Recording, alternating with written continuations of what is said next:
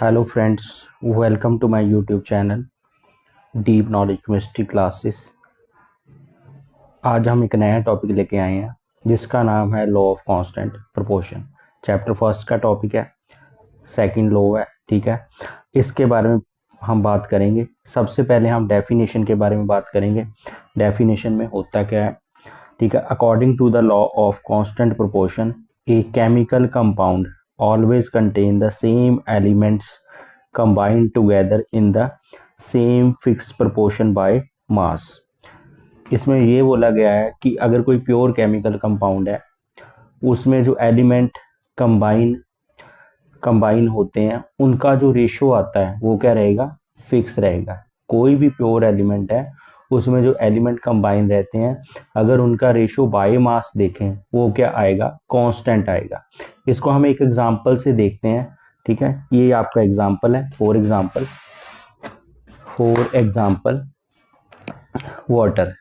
Water क्या है, एक प्योर केमिकल कंपाउंड है। वाटर का रेशो क्या रहेगा, ठीक है। वाटर में जो एलिमेंट्स हैं हाइड्रोजन और ऑक्सीजन कंबाइन कर रखे हैं, इनका जो रेशो रहेगा वो क्या रहेगा, फिक्स रहेगा वाटर में। जैसे मैं बात करता हूँ, जैसे हाइड्रोजन है, ठीक है। हाइड्रोजन का मास 1 होता है। हाइड्रोजन का मास कितना होता है, 1 होता है। तो हाइड्रोजन है।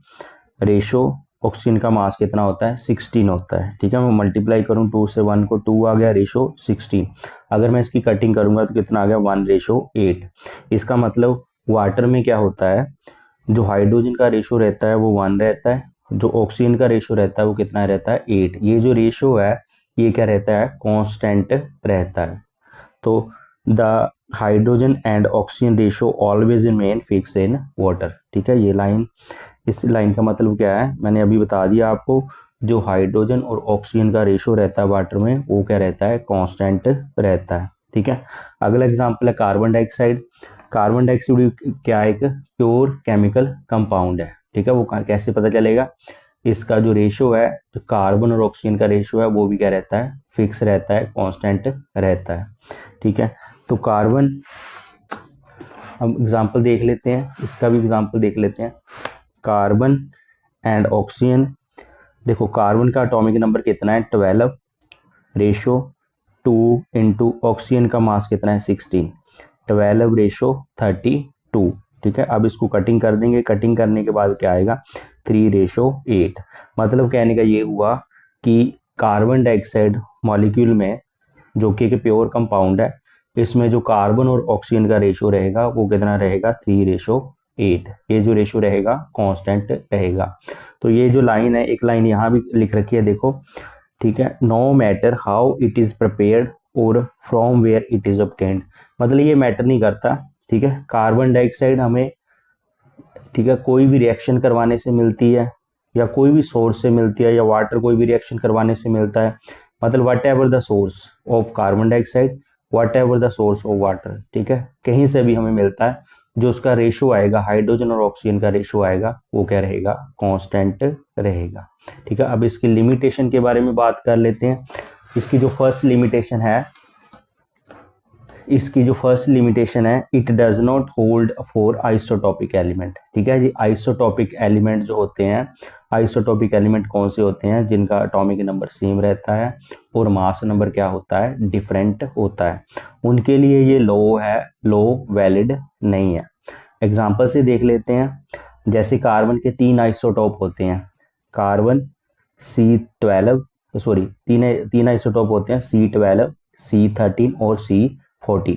जब तीनों आइसोटॉप को क्या करेंगे, हम ऑक्सीजन के साथ रिएक्ट करवाएंगे। ऑक्सीजन के साथ रिएक्ट करवाने के बाद हमारे पास क्या आएगा, ये कार्बन डाइऑक्साइड मिलेगी। बट इसमें जो कार्बन है, कार्बन का जो मास है, सभी आइसोटॉप्स में क्या है, डिफरेंट है।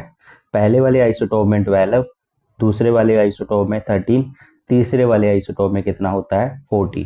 चलो इनका रेशियो चेक कर लेते हैं कि कैसे ये जो आइसोटॉप्स हैं लॉ ऑफ कांस्टेंट प्रोपोर्शन को वैलिड नहीं करते। ठीक है, उसको देखते हैं हम। ठीक है, इसका रेशियो चेक करते हैं, रेशियो देखते हैं। ये देखो, कार्बन का मास कितना है, 12।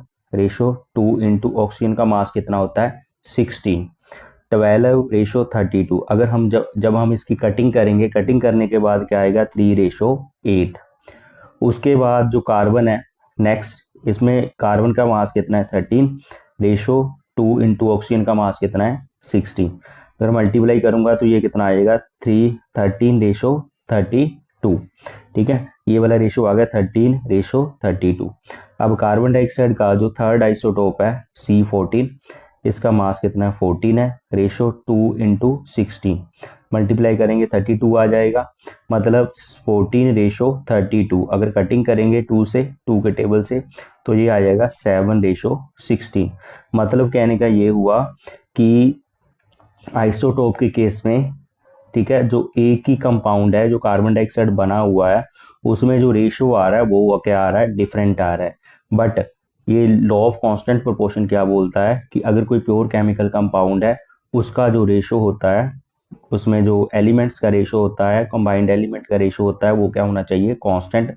बट यहाँ पे जो रेशो आ रहा है वो कांस्टेंट नहीं आ रहा, इसीलिए ये जो आइसोटोप्स हैं ये लॉ ऑफ कांस्टेंट प्रोपोर्शन को, ठीक है, लॉ ऑफ कांस्टेंट प्रोपोर्शन को, ठीक है, नहीं मानते। ठीक है, लॉ ऑफ कांस्टेंट प्रोपोर्शन, ठीक है, इनके लिए क्या है, अनवैलिड है।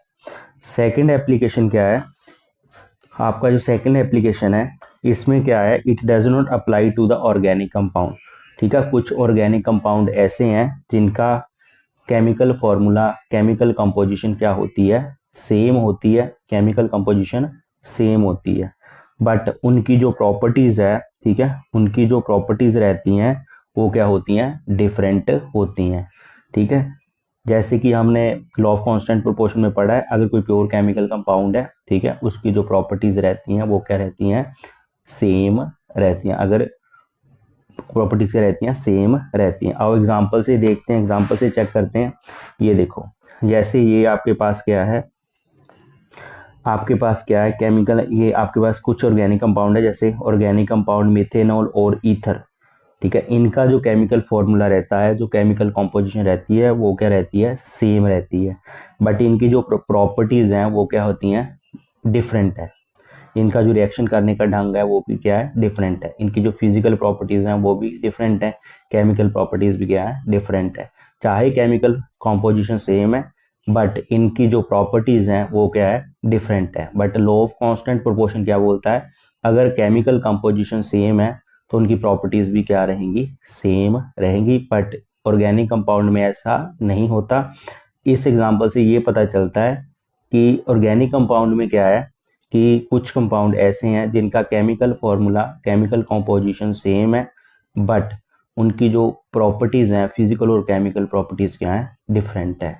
So this is all about the law of constant proportion. I hope you understand this lecture and enjoy this lecture so much. In the end I will say thank you so much, and to get more and more video, subscribe, like and subscribe the channel. Thank you so much.